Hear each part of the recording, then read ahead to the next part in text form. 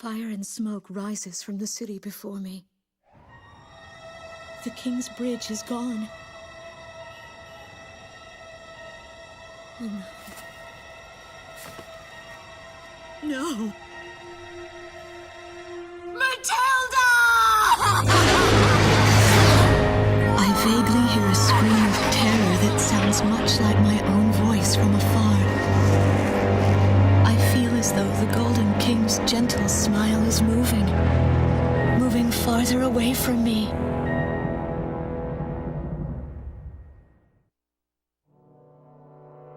Every now and then, I tell my daughter the story of the night some years ago.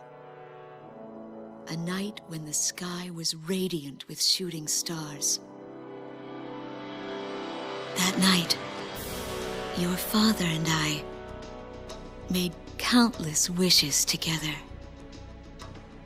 An asteroid called Ulysses came into Earth's orbit and disintegrated into millions of pieces, which poured down on the land below. As we watched the shooting stars that night, fragments from the asteroid rained down on our eastern neighbor, Slovakia, damaging a great deal of their infrastructure and devastating their economy. Soon after, the news reported that their nation had fallen into a civil war, one that would last for years. Eventually, the internal strife was brought to an end when the generals came into power. In the midst of hardship, the citizens of Slovakia were convinced that the only way they could recover as a nation was to rely on a military government led by these generals. Before long, they went so far as to invade our nation, the Republic of Ameria. Our military was forced to retreat to Kesid, an island far to the west. My husband, a fighter pilot, also hasn't come home since.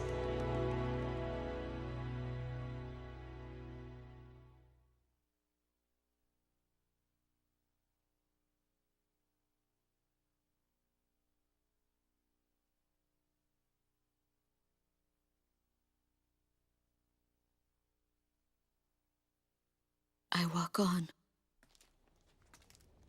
I am unable to think. All I can do is follow the others. Ever since we came to the twisted remains of my daughter's school bus, my soul has left me.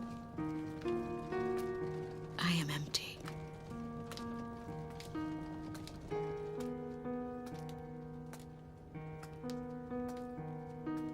Some of our tanks are parked at the approach to the bridge. Move! Let's pick up the pace, people! There's a train still running on the other side of the river. She goes all the way out to the edge of the border. We've got to blast this bridge before the enemy gets a hold of it. So move it or lose it, people! Here I see the wreckage of a jet that was shot down. On what's left of the nose, I can make out some writing. Melissa. It's my name. What a cruel twist of fate for me to see this. My pilot husband, who had left for work that day with the same loving look on his face as always.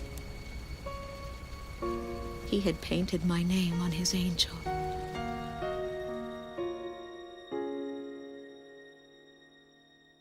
I go into the crowd on the train and endure 2 weeks of pure hell before finally ending up at a refugee camp at the border.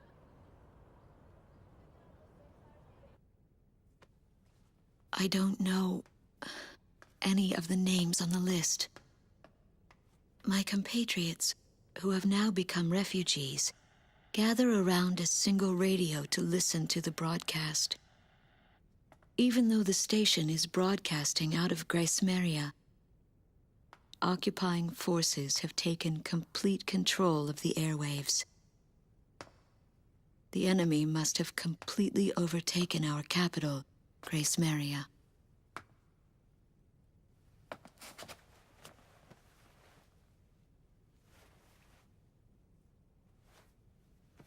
And although newer parts of the city have suffered considerable damage, the castle and a significant section of the old quarter have escaped relatively unscathed. The castle's okay. However, Thank God.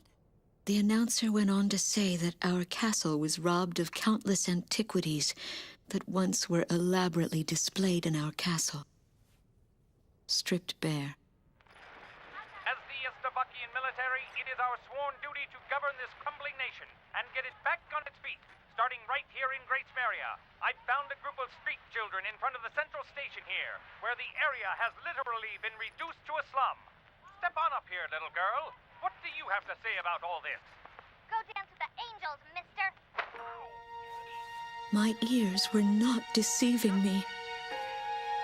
That voice belonged to my daughter, Matilda.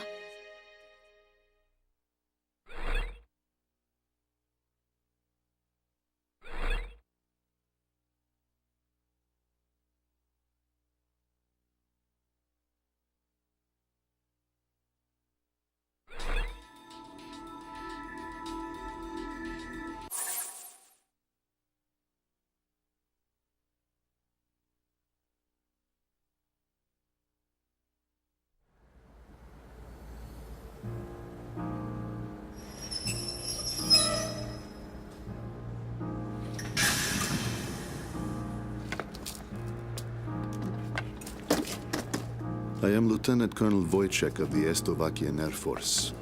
I arrived on a train to Gracemeria. To my detriment, I sustained a leg injury in the early stages of the war, relegating me to ground duty. I am now working as an intelligence officer for the Air Force. The ceiling has collapsed in the central station. From there, the city appears resigned to its fate beneath the Estavakian flag. What a pitiful sight. But at least there are no craters to mar the land. They are lucky in that sense.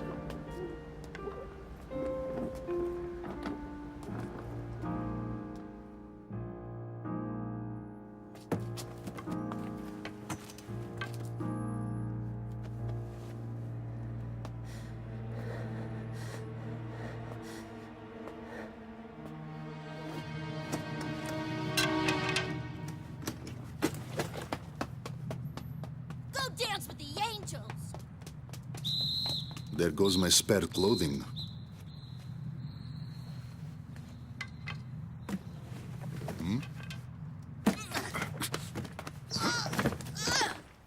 They will not be so lucky with these documents. What a miserable city this must be, with their children in such a state.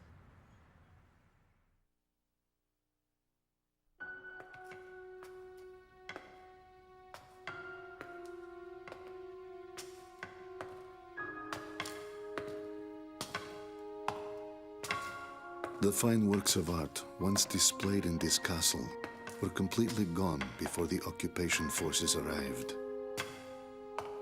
Even the ancient armor of the Golden King, the collective heart and soul of the city's people, along with the crown, have disappeared without a trace. I must relay this unfortunate information back to the generals in my country. They were quite fond of those antiquities.